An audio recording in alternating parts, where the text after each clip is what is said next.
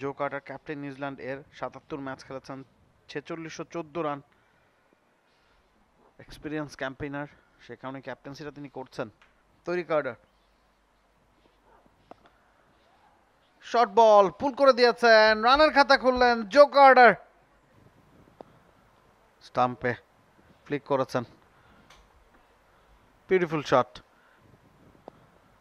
স্টাম্পে flick করেছেন,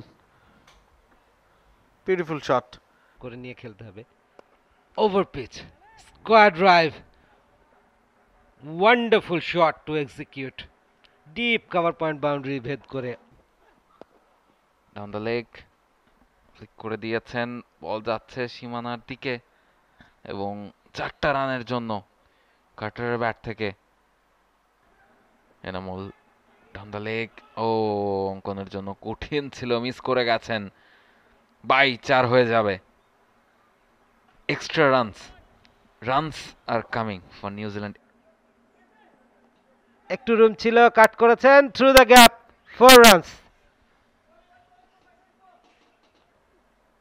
dancing down the wicket, lofted shot over mid off এবং ball বেরিয়ে যাচ্ছে সীমানার ওপারে।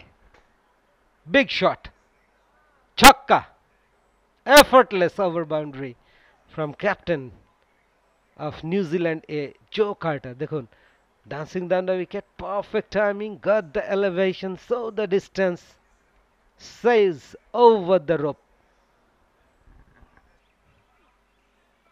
ও অফ স্টাম্পের বাইরে, age and gone, brilliant catch Mahmudul Hasan জয়ের কাছ থেকে। দুর্দান্ত একটা ক্যাচ স্লিপ এর আগেও দেখেছি।